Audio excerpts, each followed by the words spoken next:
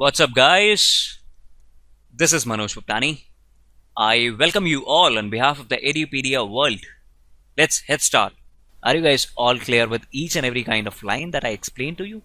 Perfect, guys. Let's move towards the next definition. Next definition is all about life insurance business, the main core business with which many of the companies are earning amount of profits. So, life insurance business. Why? Because life, we don't know anything about life. Anyway, anytime around, anything can happen. So why do people take up insurance? Simple. They need to protect their family, the kind of interest for their family once they have left this world.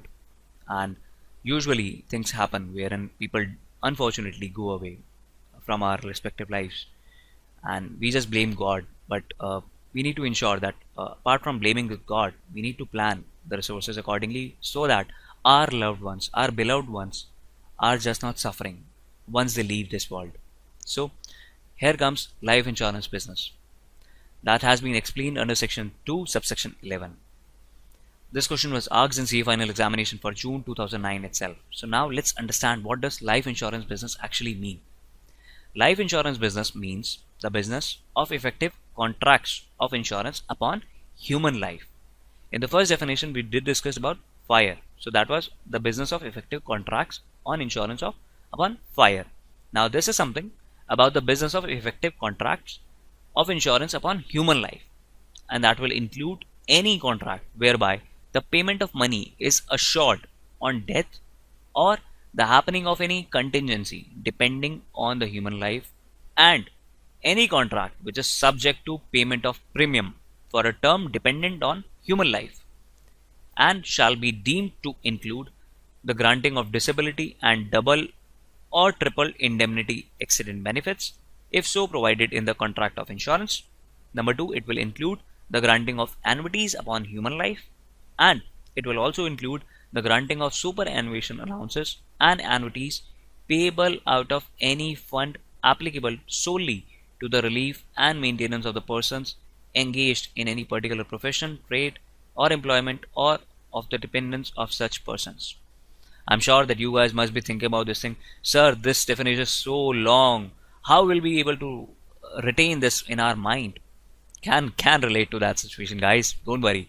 I know. But at least have the kind of conceptual clarity with respect to this definition. Okay, what does this definition is telling you? And what does the meaning of each and every term that it includes? What does that mean? So let's understand it one by one with each line, so that I can give you the complete clarity with respect to life insurance business. Life insurance business means the business of effective contracts of insurance upon human life. That is number 1, which like pretty much clear to each one of you. That is something which will be depending on human life. Now, this will also include any kind of contract whereby the payment of money is assured on death.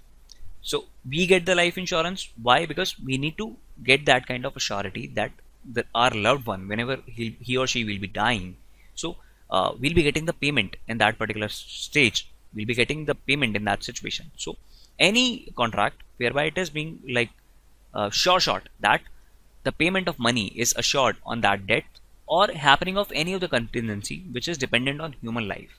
So let's suppose he is like some of like running that particular business, and since he just passed away, okay, so that's again going to hamper that business itself. So happening on any of the contingency that is depending on that human life, so again this will also be covered under life insurance itself. So, and any contract which is subject to the payment of premium. So what are you going to provide to the insurance company in consideration? Obviously you'll be providing them the premium. Against that premium only they can commit you as a guarantee that once that loved one, beloved one is leaving the world, we are there to help you out. So any contract which is subject to payment of premium for a term, premium is paid for like few terms. So if the person's age is 50, and let's say the insurance company is thinking about the life expectancy of that person to be like 65, so you will have to pay until the time that person is like going to leave the earth. So definitely for that particular time or that term, you'll have to pay the premium. So that is depending on that particular term, whatever the insurance company is going to provide you. So which is subject to payment of premium for a term dependent on human life. And this shall deem to include 3 major things. Number 1, the granting of disability or double or triple indemnity accident benefits. Let's suppose there are many companies and there are n number of schemes that they are providing with respect to the insurance business. That includes the disability and double indemnity accident benefits. In that particular stuff, you get some of the extra benefits. That is double benefit in that particular case. That might be for death as well as for severe disability. So that is double indemnity. Triple indemnity will include another better feature. So that is that it's going to cover up any of the severe accident which is going to happen, or even a minor one, or in case death happens. So that's going to provide you some of the protection in triple indemnity basis. So that is included as the first part. Number two, the granting of annuities upon human life. Let's suppose there are some of the policies wherein they ask you up to pay the premium till the age of 60 until the time you are working. Now, since you have stopped working, they can again provide you a feature wherein they'll not be able to provide you the money at the end of your life, but they can also provide you the money after you cross the age of 60, so that you can comfortably live your complete remaining rest of the life. So they'll grant you or promise you of paying the annuities upon your human life after that. So that will also be included in this life insurance business.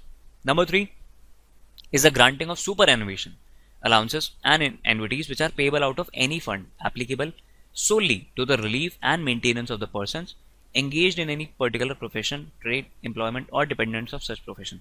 Now, superannuation is something which is being related to the corporates. Okay, usually corporates do deduct RPF or superannuation allowances. So they life insurance companies also provide you this superannuation allowances and annuities wherein they'll be taking care of any kind of relief or maintenance that you require if you are working with some sort of profession, any kind of trade which requires the people to have their life insurance on time. Maybe let's suppose there is a company which is working out in coal mines, okay, and coal mines is like very dangerous kind of a place wherein people usually work with huge amount of heat over there, so they need to dig down. So superannuation allowances for those people will be like way higher as compared to our people like us who are working in corporate. So they need that kind of stuff and security first of all. So if you're working with any of the granting of superannuation allowances or annuities which are payable out of any of the fund, mainly to provide relief and maintenance to the persons who are engaged in other particular profession or trade or employment, or to the dependents of such person, then in that case that will also be included in life insurance business. I guess you got the complete clarity with respect to each and every kind of example which I provided to you in order to make you understand with each and every line. Perfect guys, let's move towards the next topic. And the next definition will be relating to the marine insurance business and miscellaneous insurance business. So now, to all my viewers whose parents are into export and import business, they can understand this definition very well. And to all those whose parents are not having any of the idea with respect to export or import, don't worry guys, I am definitely not going to leave your hands as well. So you will be also getting the complete idea with respect to this definition, which is marine insurance. So for example, whenever you think about like exporting or importing the goods, okay, through your aircraft or any of the freight or any of the vessel, okay, you need to ensure one thing. What? That whatever kind of things that you are sending or across from one place to another, whether they reach safely or not, what if something in the middle happens, okay, and that stuff of yours gets damaged, or somehow it doesn't reach to that person in the next country in the appropriate way that it should have been, maybe in a broken condition or tempered condition. So what will you do in that particular case if that's something which is going to happen to your stuff? Absolutely, you will get pissed off with that. I can relate to that. Perfect. So what's the kind of measure that you have in your hand in order to ensure that you and your stuff remains protected even when the same is being delivered without having your presence all the time? So that is something relating to marine insurance. So if you are sending your vessel through the sea routes, okay, and you need to ensure that that particular goods reach out safely to that company or the person to wherever you are sending it across. So you need to have and avail the benefit of having the marine insurance policy. This is something which is going to protect your goods, your the entire stuff that you are sending over to the next place, and they'll take care of it. Why? Because you are already availing the benefit of marine insurance. So if in case something happens to it, the marine insurance will protect you, and you're right in that case. The company is going to pay you the claim amount. So now that I have provided you an example, now you can easily relate with the kind of definition which has been like mentioned under the Insurance Act 1938 under section 2 subsection 13A. So let's understand this definition one by one with each and every word over here in order to make you understand the complete clarity. So it means the business of effective the contracts of insurance upon vessels. Obviously, if I am sending some of the material through road or by sea, so I need to send it upon a vessel, through a vessel, so of any description. This may include cargoes, the freight, whichever you are paying, any other interest which is legally insured. Now, this is something very much catchy in this particular definition, and which may be legally insured. Supposedly, you are sending drugs, cocaine, heroin from one place to another. So, are you like able to get the insurance against the same? No, definitely not. You'll not be able to get the same. Why? Because that's something which is not legal. So, that stuff should be legal, and that should be legally insured. That can be legally insured. So, which may be legally insured for any transit by land or water or both the things, and whether or not including the warehouse risk and similar risk. That might be a case wherein you are supposed to get the material from warehouse, and you'll be able to send that to another warehouse, but the other person who has availed the facility of getting this policy in hand, they have told you, okay, I don't need the coverage from warehouse to another warehouse, I just need the coverage from port to port. So what's going to happen? The kind of risk which is from taking up from warehouse to port, in that particular case, that insurance company will be like free with the fact, okay, we don't need to pay the liability if in case something happens between that stuff, that venue, warehouse to port. So they are just accountable for from port to port in that case. So now coming back to the definition and whether or not it includes, so it can include warehousing risk or it cannot. It depends on the person who is the kind of contract that they are executing with respect to the marine insurance. So whether or not including the warehouse risk or similar risk in addition to or as incidental to such transit, and includes any other risk which is customarily included among all the risks which are insured against in marine insurance policy. So that is something which is extremely similar to the fire insurance. So now I guess with the kind of examples that I have provided to you, you guys got the complete clarity with respect to each and every word which has been like mentioned under the marine insurance business. Next comes in as the last definition, and which is miscellaneous insurance business. So this has been like provided under section 2 subsection 13B. So what does miscellaneous insurance business actually mean? Miscellaneous insurance business means the business of effective contracts of insurance which is not principally or wholly of any of the kind of business which has been like mentioned under clause 6A, clause 11 and clause 13A. So now that's simple, guys. Whatever that hasn't been covered under fire insurance, whatever that hasn't been covered under general insurance, whatever that hasn't been covered under marine insurance, and whatever that hasn't been covered under the life insurance, each and every stuff apart from these four will be covered under miscellaneous insurance business. So that is something which is the last man standing part. So miscellaneous insurance business means any of the business of effective the contracts of insurance which is not principally or wholly in any of the kinds which I just told you of.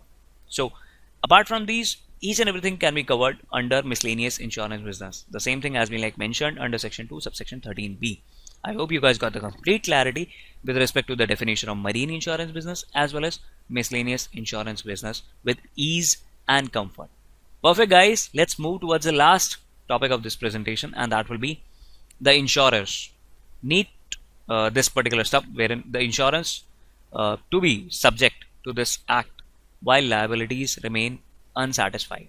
Okay, this thing has been mentioned under section 2D. What does it talk about? So it says every insurer shall be subject to all the provisions of this act in relation to any of the class of insurance business so long as his liabilities in India in respect of the business of that class remain unsatisfied or not otherwise provided for.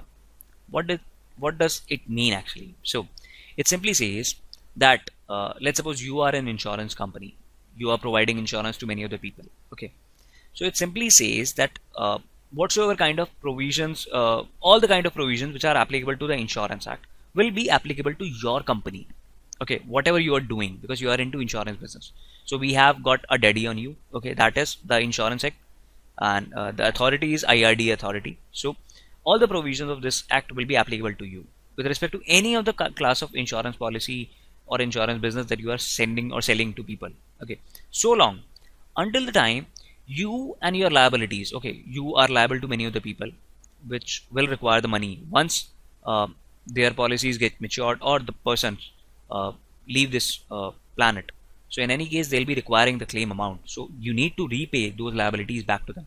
So long as those liabilities in India are remaining unsatisfied, that you haven't paid to all the people to whom you were obliged, okay, you need to pay.